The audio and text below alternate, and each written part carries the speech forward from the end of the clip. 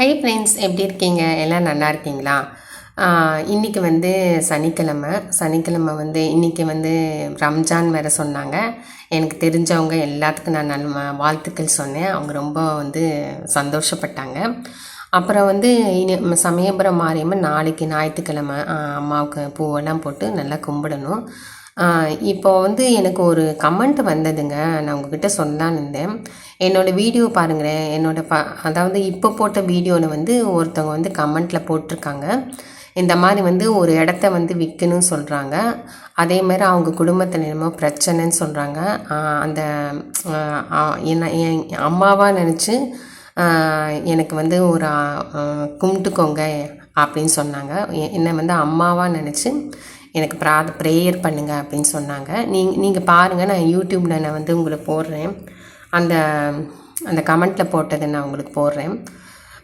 நான் வந்து அது கீழே வந்து நான் என்ன எழுதியிருக்கேன்னா வந்து நீங்கள் வந்து காரியம் வந்து நல்லபடியாக முடியும். அதாவது உங்கள் இடத்த வந்து நல்லா விற்கணுன்னா அது முயற்சி செய்யணும். ஃபஸ்ட்டு வந்து முயற்சி தான் வெற்றியை தரும்னு சொல்லுவாங்க. அந்த முயற்சியை மட்டும் பண்ணுங்கள். ரெண்டாவது வந்து நியாயமாக இருக்கணும். அந்த இடம் உங்களது தானா அப்படின்னு நியாயமாக இருக்கணும். அடுத்தவங்க நிலத்தை வந்து வந்து பறிக்கக்கூடாது. அடுத்தவங்க நிலத்தை திருடக்கூடாது. அந்த நிலம் வந்து உங்களதாக இருக்கணுமா அது தீர்மானிங்க. அதே மாதிரி பண விஷயத்தில் ரொம்ப வந்து உஷாராக இருங்க. இந்த இடம்லாம் வந்து பாதி முடிஞ்சோடனே வந்து மற்றவங்களுக்கு சொல்லுங்கள்.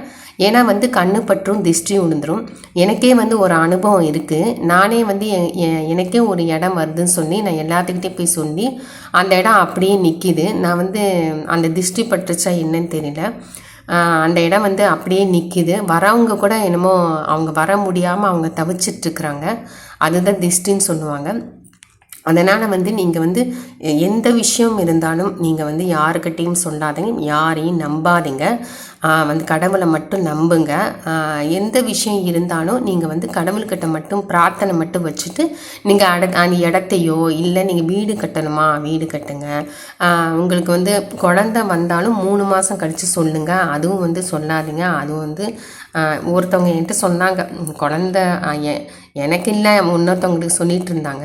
குழந்த பிறந்தாலும் வந்து அதுவும் சொல்லுமா யூடியூப்பில் 3 மாதம் கழித்து சொல்லு அப்படின்னாங்க. அந்த விஷயத்தையும் நீங்கள் வந்து கடைப்பிடிங்க. அதே மாதிரி இந்த மாதிரி எதுக்கு திஷ்டி விடுக்குதுன்னா, அதே மாதிரி குழந்தைங்க நல்லா படிக்கிறாங்க, நல்லா விளாட்றாங்க, நல்லா சாப்பிட்றாங்க அப்படின்னு சொல்ல வேண்டாம்.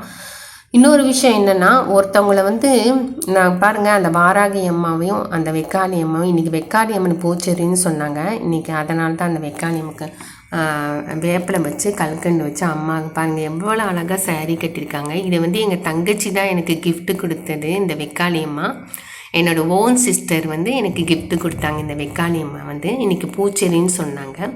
அதனால் வந்து அந்த அம்மாவுக்கு கொஞ்சம் பூ வந்து கிடைக்கல, அதனால் வேப்பிலை வச்சுருக்கேன். அந்த அம்மாவுக்கு கோயிலேருந்து எடுத்துகிட்டு வந்தேன். அந்த வேப்பிலை வச்சுருக்கேன். நான் பாருங்கள், சாமியை வச்சு தான் நான் சொல்கிறேன்.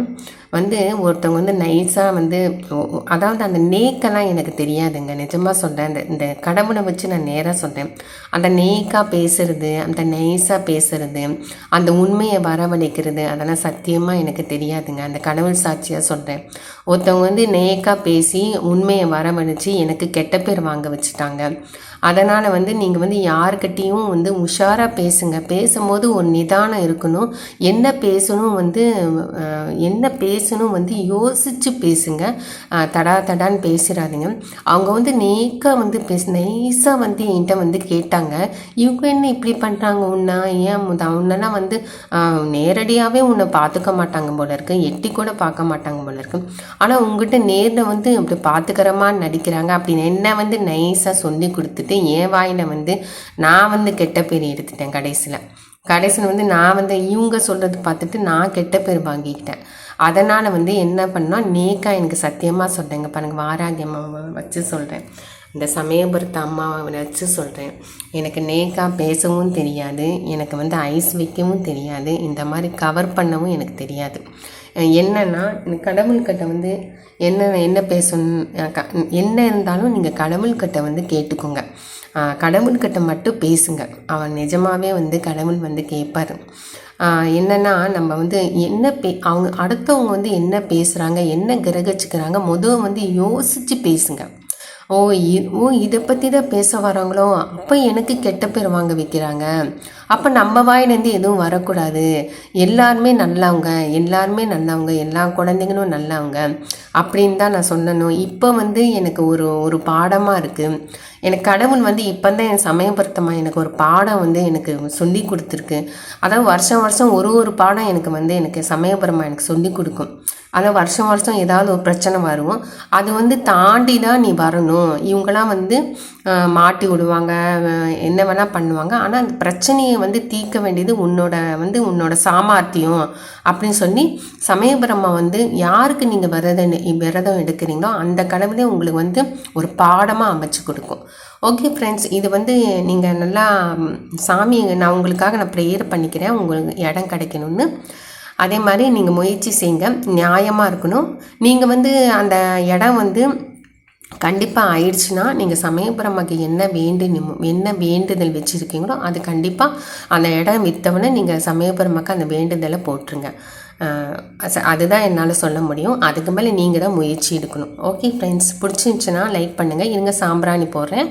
சாம்பிராணி புகை வந்து நான் உங்களுக்கு ஏன் போடுறேன்னா, எனக்கும் திஷ்டி படக்கூடாது, பார்க்குறவங்களுக்கும் திஷ்டி படக்கூடாது, கடவுளுக்கும் திஷ்டி படக்கூடாது. அதனால தான் உங்களுக்கு சாம்பிராணி புகை போடுறேன். வெயிட் பண்ணுங்கள்.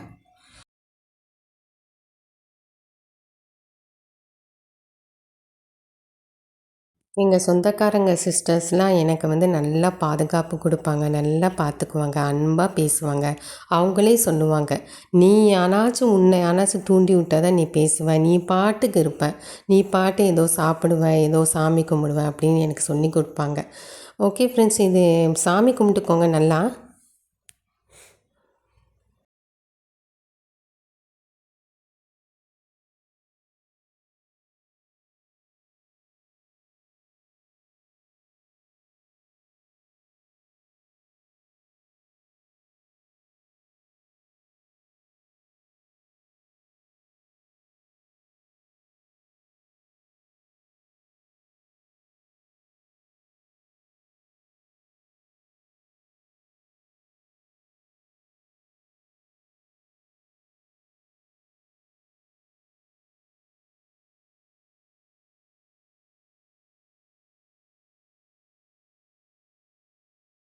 ஓகே ஃப்ரெண்ட்ஸ், இன்ஸ்டாகிராம்லேயும் சொல்லியிருக்கிறாங்க, அவங்க பிரார்த்தனை நிறைவேற்றி வைக்கிறேன். நீங்கள் நல்லா சாமி கும்பிட்டுக்கோங்க. சாமிக்கு நீங்களும் ப்ரேயர் பண்ணிக்கோங்க, நானும் ப்ரேயர் பண்ணிக்கிறேன். பிடிச்சிருந்துச்சின்னா லைக் பண்ணுங்கள், கமெண்ட் பண்ணுங்கள், சப்ஸ்கிரைப் பண்ணுங்கள். தேங்க்யூ.